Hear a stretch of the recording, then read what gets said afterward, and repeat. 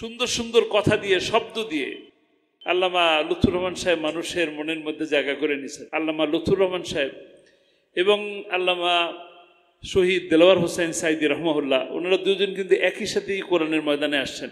ওনাদের বয়সও আলহামদুলিল্লাহ একেবারেই কাছাকাছি বয়স। তারা দুজনই বাংলাদেশ শহীদি কাফেলা, বাংলাদেশ জামাত ইসলামীর রোকনিয়তের শপথ নেন একই দিনে। তারা একই সাথে পথ চলেছেন। তিনি অর্থনীতিতে সুদের বিকল্প ব্যবস্থা বের করেছিলেন। তিনি বাংলাদেশকে সমৃদ্ধিশীল করার জন্য ইসলামী ব্যাংকিং ব্যবস্থা নিয়ে এসেছিলেন। আল্লামা লুৎফুর রহমান ফাউন্ডেশন কর্তৃক আয়োজিত আল্লামা লুৎফুর রহমান রহমাহুল্লাহর জীবন কর্ম আলোচনা শীর্ষক দোয়া ও ইফতার মাহফিল অনুষ্ঠানের সম্মানিত সভাপতি, ফাউন্ডেশনের সভাপতি জনাব মোহাম্মদ আবু সাইদ মোহাম্মদ রিয়াজ, প্রধান আলোচক আমাদের প্রিয় ভাই জনাব মাওলানা সাদিকুর রহমান আল আজহারি, জনাব মাওলানা গোলাম কবির আল আজহারি, মাওলানা মিজানুর রহমান সাহেব, উপস্থিত প্রিয় বন্ধুবর, রোজাদার ভাইয়েরা, আসসালামু আলাইকুম ওয়া রাহমাতুল্লাহি ওয়া বারাকাতুহু।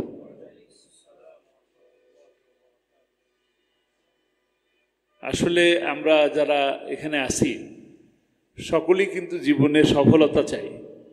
এ ব্যাপারে তো মনে হয় কারো কোনো দ্বিমত নাই। দ্বিমত আছে? সবাই আমরা জীবনে সফলতা চাই।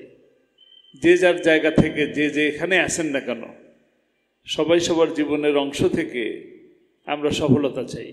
যে মনে করেন ম্যাট্রিক পরীক্ষা দিবে, সে একটি ভালো রেজাল্টের অপেক্ষায় থাকে।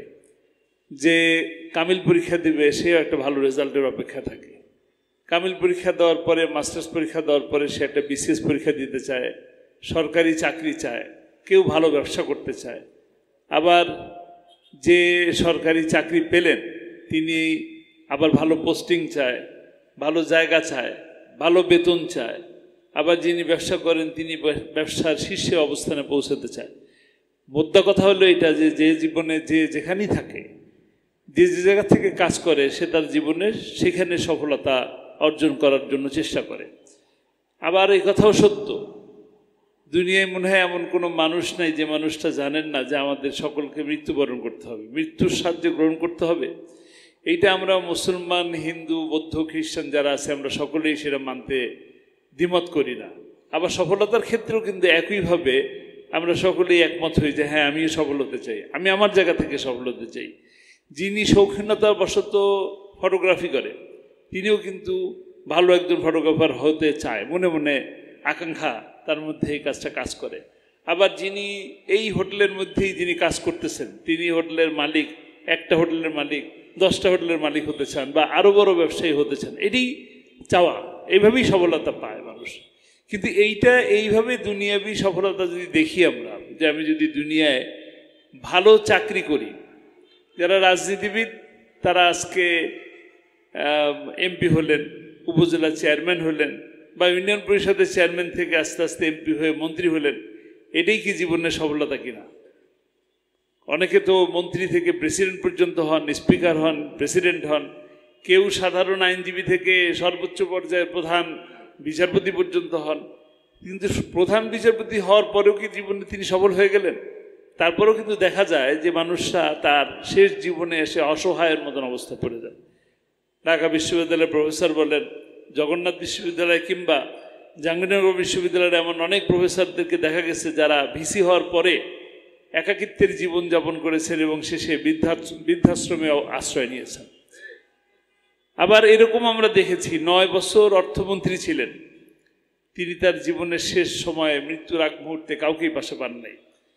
সন্তানদের যে ভালোবাসা কিংবা সেবা যত্ন, এগুলো কোনো কিছুই পান নাই। তাহলে জীবনের এই জায়গাটায় এসে তিনি সফল হতে পারেন নাই।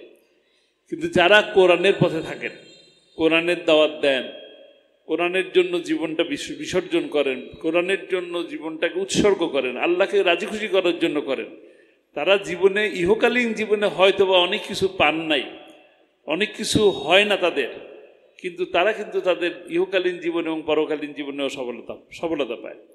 আমরা দেখতে পাই, আপনি যদি আজকে এখানে আপনাদের কাছে বলি যে একই সাথে এই কথা বলতে হয় যে আল্লামা লুৎফুর রহমান সাহেব এবং আল্লামা শহীদ দেলোয়ার হোসেন সাইদি রহমাহুল্লাহ, ওনারা দুজন কিন্তু একই সাথেই কোরআনের ময়দানে আসছেন।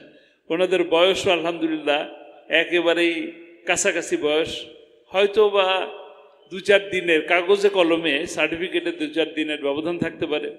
তারা দুজনই বাংলাদেশ শহীদি কাফেলা বাংলাদেশ জামাত ইসলামীর রোকনিয়তের শপথ নেন একই দিনে, তারা একই সাথে পথ চলেছেন। একটা জিনিস দেখেন, এখন লক্ষ্য করে দেখেন, তারা হয়তোবা একজনের একথা সত্য বলতে হবে যে আল্লামা সাইদির সুর, তার কথা বলার ভঙ্গিমা, তার ব্যক্তিত্ব তাকে একটা জায়গায় অবস্থান করে দিচ্ছেন, গোটা বাংলাদেশের মানুষের কাছে ভালোবাসার পাত্র করেছেন। আবার একইভাবে সুর ছাড়াও সুর দিয়ে নয়, সুন্দর সুন্দর কথা দিয়ে, শব্দ দিয়ে আল্লামা লুৎফুর রহমান সাহেব মানুষের মনের মধ্যে জায়গা করে নিয়েছেন। কিন্তু দুনিয়াবি জায়গা দেখতে গেলে তাদের তেমন কোনো সম্পদ ছিল না, কিন্তু তিনি যদি ইচ্ছা করতেন, আমি শুধু আমার বাবার কথা বলবো যে আল্লামা সাইদি যদি ইচ্ছা করতেন, একটা সময় ইসলামী ব্যাংকের মালিকানা শেয়ার ছিল মাত্র 5 লাখ টাকা। যখন তারা 12-13 জন মিলে উদ্যোগ নেন, তখন এক একটা শেয়ারের দাম ছিল 5 লাখ টাকা। সেই 5 লাখ টাকা দিলে কিন্তু আপনাদের আল্লামা সাইদি সাহেবও একটা শেয়ারের মালিক থাকতেন এবং ব্যাংকের ডিরেক্টর থাকতেন। কারণ যে কয়েকজন মিলে ব্যাংক প্রতিষ্ঠা করেছেন তার মধ্যে তিনিও একজন। ওই 5 লাখ টাকায় এখন কিন্তু 500 কোটি টাকা দিয়েও কিনতে পারবেন না। তাহলে তিনি চলে গেছেন দুনিয়া থেকে। তিনি যদি 5 লাখ টাকা এখানে ইনভেস্ট করতেন, তাহলে তার পরিবারের সদস্য হিসেবে আমরা অনেকগুলো টাকার মালিক থাকতে পারতাম। কিন্তু দুনিয়ার দিকে তিনি তাকান নাই, ব্যবসার দিকে তিনি তাকান নাই। তিনি তাকিয়েছেন বাংলাদেশ থেকে সুদ মুক্ত একটি সমাজ গঠন করার জন্য। তিনি অর্থনীতিতে সুদের বিকল্প ব্যবস্থা বের করেছিলেন। তিনি বাংলাদেশকে সমৃদ্ধিশীল করার জন্য ইসলামী ব্যাংকিং ব্যবস্থা নিয়ে এসেছিলেন বলেই তিনি হয়তোবা টাকার দিক থেকে দুনিয়াবি লাভবান হন নাই, কিন্তু আখিরাতে অবশ্যই তিনি লাভবান হবেন। একইভাবে আমরাও এখানে উপস্থিত যারা আছি, আমরা আজকে আল্লামা লুৎফুর রহমান সাহেবের জীবন ও কর্ম সম্পর্কে দোয়া তার জন্য আমরা না করলেও দোয়া কিন্তু তার জন্য হবে। কারণ অনেক মানুষ, হাজারো মানুষ, লাখো মানুষ আমাদের হিসাবের বাইরে যারা তার বক্তব্য শুনে হেদায়েতের রাস্তা ধরেছেন, তার কথা শুনে, তার সুরবিহীন কণ্ঠ শুনে বেনামাজি নামাজ ধরেছেন, মদখোর মদ ছেড়ে দিয়েছেন, গাঁজা ছেড়ে দিয়েছেন, মাদকের জীবন ছেড়ে দিয়েছেন, নারী নির্যাতনকারী বা মনে করেন তার ঘরে তার স্ত্রীকে নির্যাতন করতেন, সেই নির্যাতন ছেড়ে একটি সৎ পথে চলে এসেছেন। এই যে চলে আসা, ফিরে আসা আল্লাহর পথ, এই পথে ফিরে এসছে বলেই তার সওয়াব কিন্তু চলমান আছে। যতক্ষণ তার এই সওয়াবের কাজ আছে ততক্ষণ তিনিও এই সওয়াব পেতে থাকবেন। আবার তার হাতে দ্বীনি শিক্ষা প্রতিষ্ঠা হয়েছে, তার মাধ্যমে আলেম ওলামা তৈরি হয়ে গোটা বাংলাদেশে ছড়িয়ে পড়ছে। জ্ঞানের এই জায়গা থেকেও তিনি সওয়াব পাচ্ছেন। সওয়াবের অনেক জায়গা আছে যে জায়গা থেকে তিনি সওয়াব পাবেন। আমরা দোয়া করব, স্মরণ করব, এর মাধ্যমেও তিনি পাবেন। কিন্তু আমরা কি করতে পারতেছি? আমরা কি তাদের মতন হতে পারলাম কিনা? আমি আজকে এখানে দাঁড়িয়ে আল্লামা সাইদি সম্পর্কে বললাম, কিংবা আল্লামা লুৎফুর রহমান সাহেব সম্পর্কে কথা বললাম, আমি কি হতে পারলাম? আমি কি তাদের মতন আলেমদেরকে, মানুষদেরকে সম্মান করতে পারছি কিনা? আমি কি তাদের মতন করে জ্ঞান অর্জন করে জ্ঞানকে মানুষের কাছে বিতরণ করতে পারছি কিনা? জ্ঞানটাকে পৌঁছে দিতে পারছি কিনা? আমরা কি তার মতন বিনয়ী হতে পারলাম কিনা? ভদ্র হতে পারলাম কিনা? সভ্য হতে পারলাম কিনা? আজকে আমরা অনেক আলেম ওলামাকে দেখি, যে জায়গা থেকে দেখতে হয় আমরা ওই জায়গাটা দেখতে চাই না। আমরা চাই তারা নামে যেমন বড় হয়েছে, তাদের কর্মও তেমন বড় হোক। আমাদেরকে আল্লাহ তাআলা সেই জায়গায় নিয়ে যাক, যে জায়গা দেখলে সকল মানুষই বিরুদ্ধে থাকবে। এ কথা স্বীকার করার কোনো উপায় নেই, স্বীকার করতেই হবে। আপনাকে সকল মানুষ ভালোবাসতে পারে না, কখনোই সকল মানুষ ভালোবাসবে না। আপনার বিরোধী শক্তি একটা থাকবে। আপনি হকের পথে থাকলে আপনার বিরুদ্ধে থাকবে বলেই তো আল্লামা সাইদির বিরুদ্ধে এত বড় একটা শক্তি কাজ করেছে। এত বড় একটা শক্তি কাজ করেছে বলেই তাকে ফাঁসির রায় দিয়েছে। আবার একইভাবে বলতে হবে তার পক্ষের শক্তিও কম বড় শক্তি ছিল না, যাদের প্রতিবাদ প্রতিরোধের মুখে ফাঁসির রায়কে পাল্টে দিতে বাধ্য হয়েছে। তো কাজেই আল্লাহকে যদি আমি রাজি খুশি করার চেষ্টা করি, আল্লাহকে যদি সন্তুষ্ট অর্জনের জন্য আমি কাজ করি, তবে অবশ্যই তাদের মতন সম্মান মর্যাদা আমরা অর্জন করতে পারবো। আমরা দুনিয়াতেও সফলতা পাবো, আখিরাতেও সফলতা পাবো।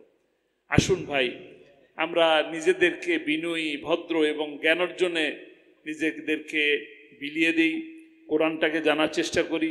গোটা রমজান মাস, আরও একটা কথা বলতে হয়, বাধ্য হয়ে বলছি, আমি নিজের জন্য প্রযোজ্য কথাটা, যে আমি যতবার মোবাইল খুলে ফেসবুক, টুইটার, ইনস্টাগ্রাম দেখলাম, ইউটিউব দেখলাম, আমি কয়বার কোরআনকে খুলে দেখলাম। আমরা কি দেখতে পেরেছি সেই হিসাবে? যে কোরআনের কারণে এই মাসটা এত মর্যাদাবান, সেই কোরআনকে কি আমি ধারণ করতে পারলাম? আমি এই প্রশ্নটা আমাকে নিজেকে করলাম, আপনাদের কাছেও রেখে গেলাম। আমরা যেন এই 11 মাস যতটা ভালোভাবে চলার চেষ্টা করলাম, যেভাবে সত্য কথা বলার চেষ্টা করলাম, যেভাবে এই খাবার সামনে নিয়ে বসে থাকলাম, খাবারটাকে ধরলাম না শুধুমাত্র ওয়াক্তের জন্য, যে আল্লাহকে ভয় করে, ওই আল্লাহকে ভয় করে বাকি 11 মাস আমি পালন করতে পারলাম কিনা? যদি আমি পারি, তবে আমি জীবনে সফল, দুনিয়াতেও সফল, আখিরাতেও সফল। আসুন আমরা আল্লাহকে ভয় করি, আল্লাহকে ভয় করে আল্লাহকে রাজি খুশি করার চেষ্টা করি। আল্লাহ তাআলা আমাদেরকে তৌফিক দান করুন। আমার তৌফিক ইল্লা বিল্লাহ। আসসালামু আলাইকুম ওয়া রাহমাতুল্লাহ।